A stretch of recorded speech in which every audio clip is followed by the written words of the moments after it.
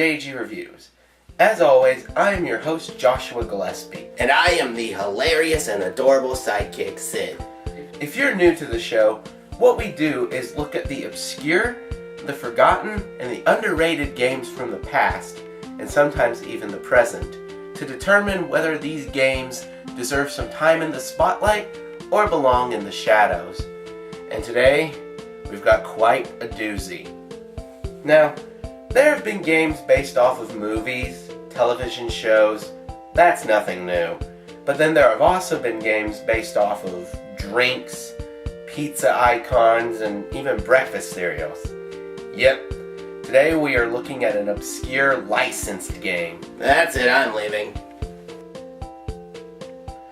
Captain Crunch. Okay, I'm back.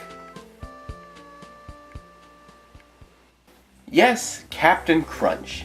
This sugary cereal features the one and only Horatio Magellan Crunch, sailing the seas, keeping his cereal away from enemies like Lafoot and the Soggies. Simple yet fun plot, but in 1999, Quaker Oats decided to create a video game for the PC based on this famed breakfast icon. Now, it's common for kids' cereals to contain a prize, but they were usually stupid things like spoons. So, to pull a video game out of the box, it probably surprised a lot of kids. And what was this mysterious and exciting game? None other than Captain Crunch's Crunchling Adventure. The game takes place in Volcanica, populated by Crunchlings at the center of the earth. The city's mines have been infiltrated by the Crunchian thieves, looking to steal all of the Crunchium. Are you making this up?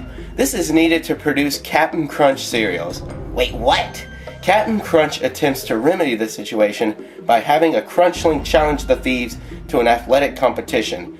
The player creates a Crunchling and trains him or her for the challenge by practicing 3 games, each teaching a different skill. Seriously, for a game based on breakfast cereal, I wasn't expecting much.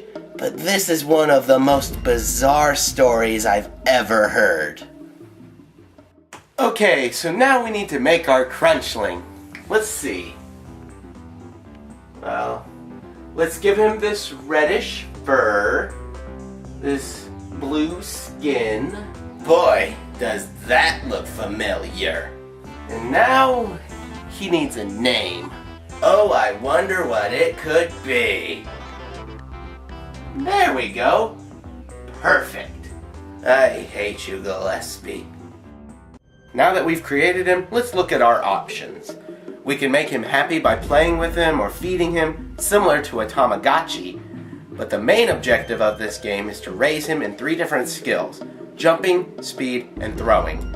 The skills are gained by playing 3 games. For speed, it's a skateboarding game where you race against a turtle while jumping over obstacles. It takes place in Backwardia, where everything is backwards. Well, everything except for the Gatorade booths. What does Gatorade have to do with Captain Crunch? No clue.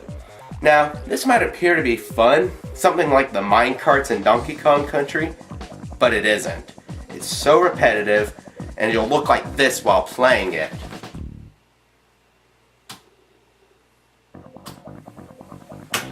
The obstacles are randomly placed, which does add some challenge, and you will notice your speed increasing as you play it over and over, but it only takes 1 play to be able to beat the turtle, even if you hit one of the obstacles. Jumping takes place on Computica, and guess what you do? Jump! Surprise, surprise! It's your standard vertical platforming stage. The downside, though, is your jump is so dang floaty that you stay in the air for a good 10 seconds, which only makes it more frustrating. Again, as you play the game multiple times, your jumps will go higher, which means it will take less time to complete. But with that floaty jump, you'll never know if you'll reach the platform, which results in a lot of falling. And like the speed, the platforms are randomly placed, so you never know where you can jump. It's best if you just hold down the space bar, so you'll probably look like this while playing.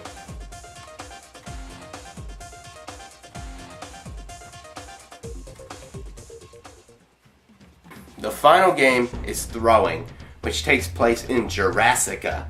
You press the space bar to throw rocks in the air. That's something I forgot to mention earlier. All of these games only require the arrow keys and the space bar. You could play these games with an Atari 2600 controller.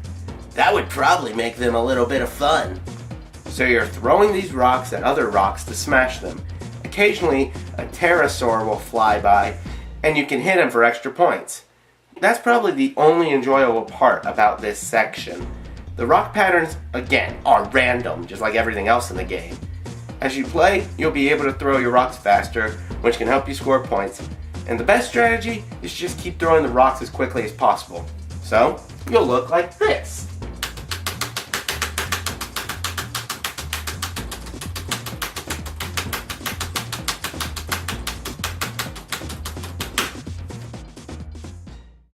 Once your skill bars reach halfway, your Crunchling will go through a growth spurt.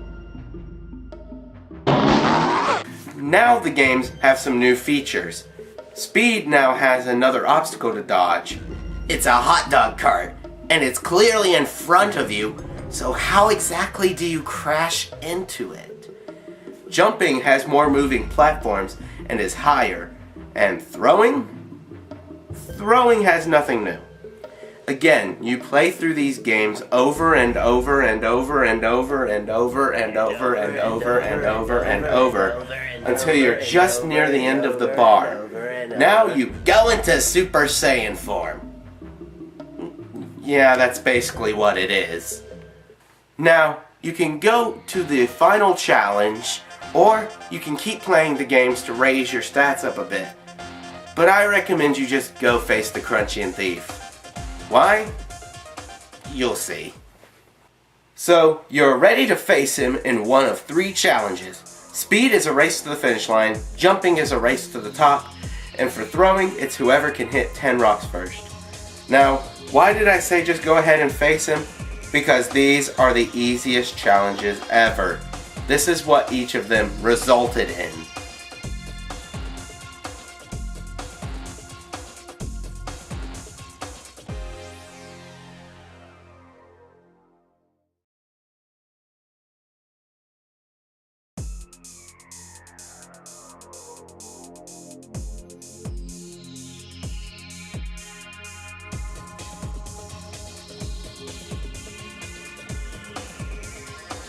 Well, that was one of the easiest final bosses ever. Whatever. So you've defeated the Crunchling Thief and saved all the Crunchium for the Crunchlings. Now what's going to happen? You're brought back to the cave. What? What? You go through all that playing, all these hours of just wasting your time, and you don't even get an ending? What is this? I went What through all Joshua this trouble. doesn't know is this game actually does have an ending, but to see it, you have to have the original CD-ROM. So, let's take a look at it. Way to go! You've saved Crunchium City and all the world's Crunchium! Thanks to you, there will be plenty of Cap'n Crunch cereal forever! 3 cheers for the greatest Crunchling athlete! The Crunchium Thieves are history! Together, we train the greatest Crunchling athlete! It ends on a cliffhanger? A Captain Crunch game ends on a cliffhanger? What, were they expecting a sequel? After all this hard work I went into and these hours that I just wasted? Okay, so Joshua isn't in the greatest mood right now. So, I think I'll talk about the presentation while he calms down. The graphics for the game are quite decent. Captain Crunch looks good, and even the Crunchlings. And I like the design for the Crunchling Thief, but it's a shame you only see him a couple times. The music is also pretty good, especially the music used for the jumping game, but the loops are so short that you'll spend a lot of the time in silence waiting for the song to start again. And as for the sound effects, along with the voiceovers by Captain Crunch, they are used way too much and get very annoying. But the major problem with the presentation is the slowdown. Every time Captain Crunch gives his countdown, it never lines up with the actual game. On your marks, get set, go! And the slowdown can cause many problems when you're trying to avoid obstacles. Though, when compared to everything else, the presentation might be the best part of this game. So overall, what do I think of Captain Crunch's Crunchling Adventure? I'm not going to knock the story because it could have not had one. So for a game like this to have a plot, it's something worth praising. And the presentation, the graphics look nice and the music is good, albeit repetitive. But if you want real repetition, look no further than the gameplay. Crunchling Adventure will take the average player 1 to 2 hours to beat. But having to play these games over and over again, it'll feel like an eternity. And there are no other difficulty options after you finish it. The game feels fun and a bit challenging the first 3 times you play each game. Now I know what a lot of you are probably thinking. Joshua, how can you really hate on this game? It came in a box of freaking cereal. Were you expecting a AAA title? Well, no, I wasn't. But even compared to similar licensed games like Chex Quest or even McKids, it's still just an average game. I wanted to point something else out. A press release given by Quaker Oats set the retail price for this game at $30. That was in 1999. Today, that'd be around $40. That's the price of your average handheld game. You can find this game to buy online if you want to see the beginning and the ending cutscenes, but you can probably also find it to download for free. So, if you want to try this game just for the novelty of it being a Captain Crunch video game, go right ahead. But buying this game online, trust me, it isn't worth it.